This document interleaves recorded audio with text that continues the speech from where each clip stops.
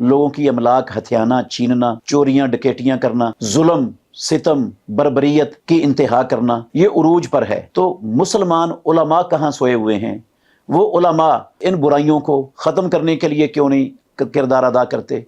हम तो देखते हैं कि सब उलमा इस जुल्म सितम पर वो सब के सब किसी मसलहत की खातर खामोश हैं। क्या ये खामोश रहना अल्लाह का हुक्म है या अल्लाह के रसूल का हुक्म है? ये क्यों अपना किरदार अदा नहीं कर रहे? उलमाए हक ऐसे हैं जो इन बुराइयों के खिलाफ अपनी इस्तिताअत की हद तक जितना उनके बस में है वो आवाज बुलंद करते हैं, वो कोशिश कर रहे हैं और करते ही रहते हैं। नसीहत करना उनका काम है, नसीहत से वो बाज नहीं आते, वो खामोश नहीं है।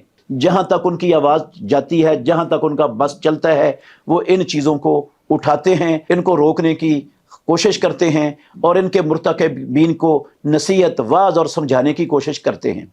हो रहा है ये काम।